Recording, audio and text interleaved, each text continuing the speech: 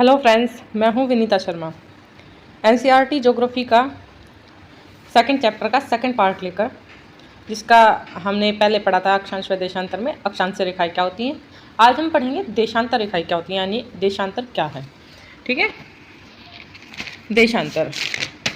देशांतर जो है उत्तरी ध्रुव पॉइंट यानी बिंदु से लेकर दक्षिणी ध्रुव बिंदु तक जाने वाली रेखाएं, उन रेखाओं को हम देशांतर रेखाएं कहते हैं। यानी 0 पॉइंट से लेकर 180 डिग्री तक घूमने वाली रेखाएं, उन रेखाओं को हम देशांतर रेखा बोलते हैं।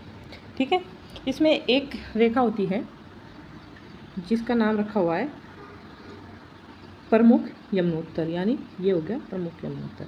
इसको बोलते हैं प्रमुख यमुनोत्तर को। ये है कहाँ? ये है लंदन ग्रीनविच शहर है एक, वहाँ पर ये स्थित है, मतलब वहाँ से गुजर कर जा रही है ये रेखा, इसलिए इस रेखा को ग्रीनविच रेखा भी बोलते हैं। ठीक है, ये रेखा, ये उत्तरी ध्रुव पॉइंट हो गया, ये निचला पॉइंट जो होता है इसको दक्षिणी ध्रुव पॉइंट बोलते हैं।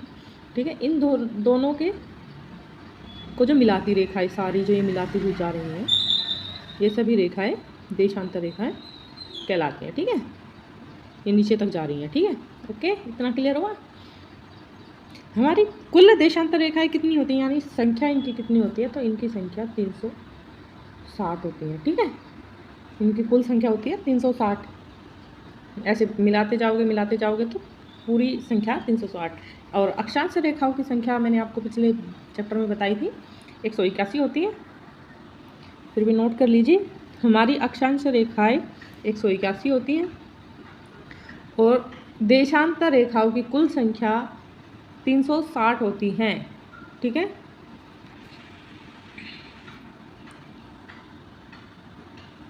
जो हमारी ये ग्रीनिच रेखा यानी प्रमुख यमुनोत्तर है, ये हमारी पृथ्वी को 2 बराबर हिस्सों में बांटती है।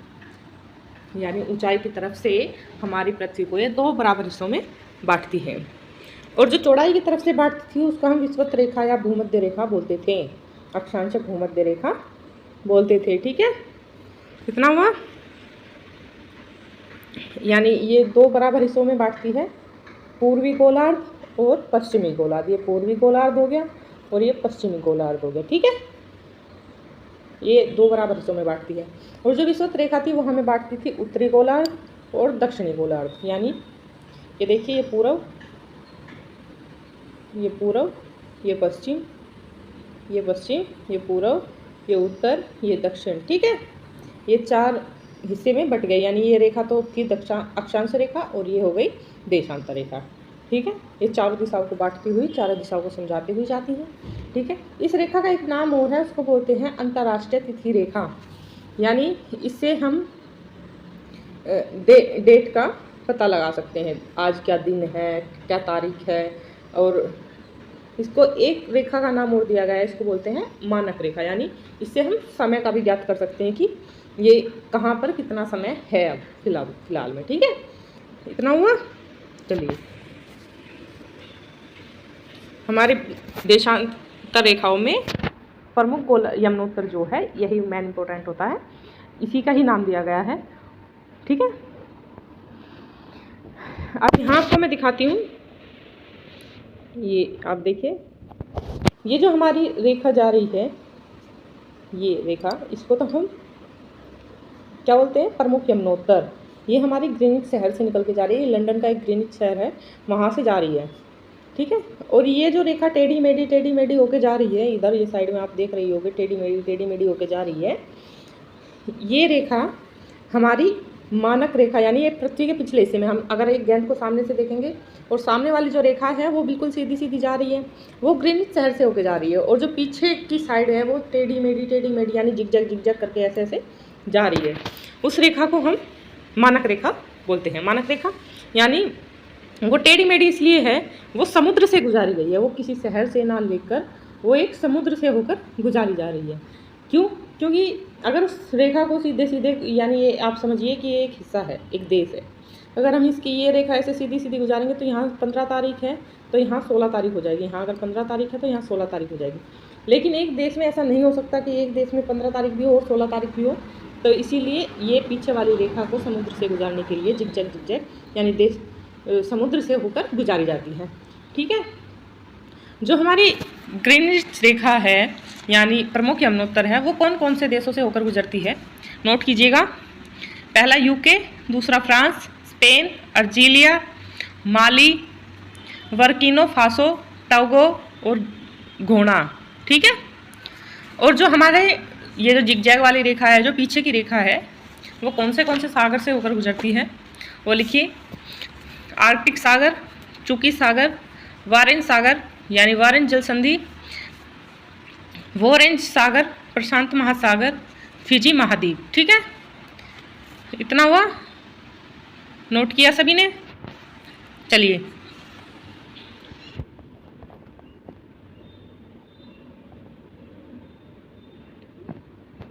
एक ग्रिड भी होता है हमारी पृथ्वी में। ग्रिड कैसे होता है? ग्रिड यानी दो हमारी अक्षांश रेखाएं और दो हमारी देशांतर रेखाओं के बीच जो बनता है, यानी ये जाल जो बन रहा है, 4 पार्ट्स हो गए, इन सबको मिलाकर हम ग्रिड बोलते हैं। इन सभी को हम ग्रिड बोलते हैं। ठीक है। अब हमारी पृथ्वी को आपको मैंने बताया था कि वो हमेशा अपना चक्कर लगाती रहती है, अपने अक्ष पर घूमती रहती है। तो वो अपना एक चक्कर यानी पृथ्वी की गति, हम बात करेंगे पृथ्वी की गति के बारे में। पृथ्वी की गति दो प्रकार की होती है, एक तो होती है परिभ्रमण, एक होती है परिक्रमण। यानी हमारी पृथ्वी की जो गति है वो दो प्रकार की होती है, एक तो परिभ्रमण और एक परिक्रमण। ठीक।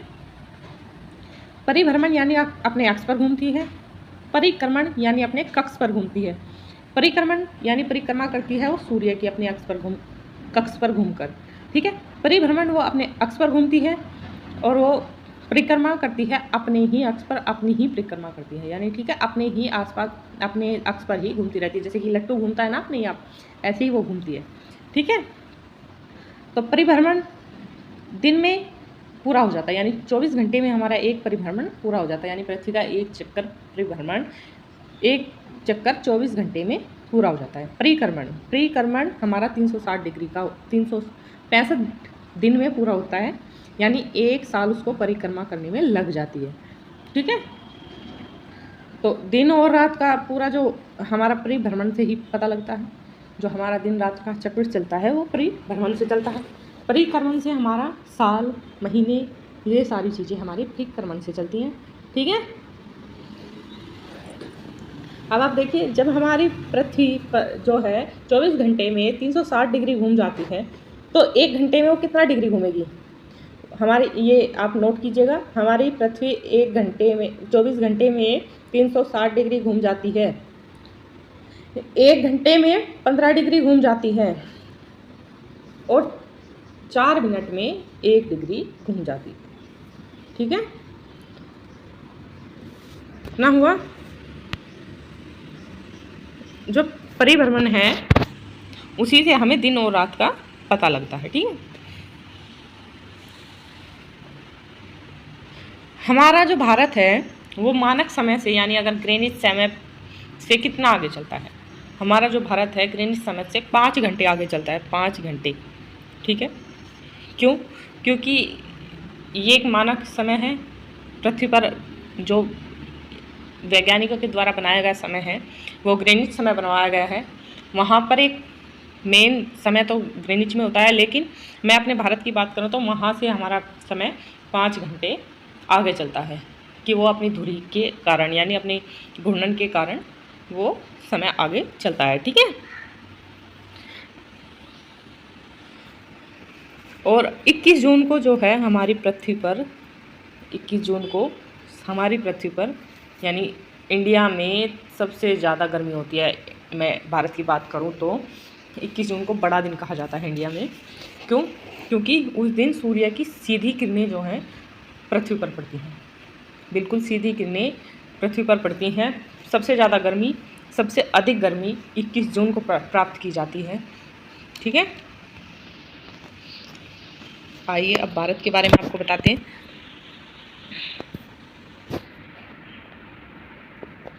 ये देखिए, ये मानक यमुनोत्तर से हमारी जो भारत है वो मानक यमुनोत्तर से 82.5 डिग्री पूर्व है। ठीक है।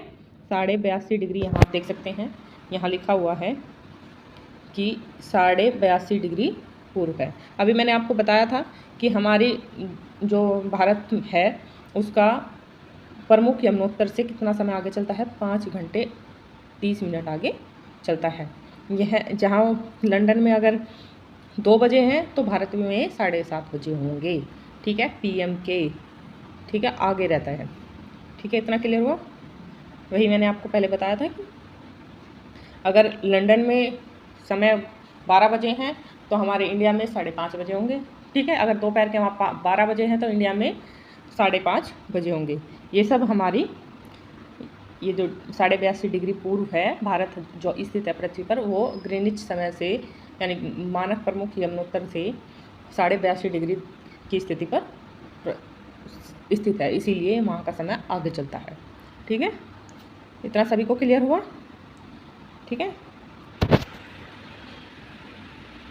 ये था हमारा सेकंड चैप्टर। आज हमारा सेकंड चैप्टर पूरा होता है। वीडियो अच्छी लगी हो तो लाइक एंड सब्सक्राइब करना और शेयर ज़रूर करें। थैंक यू, धन्यवाद।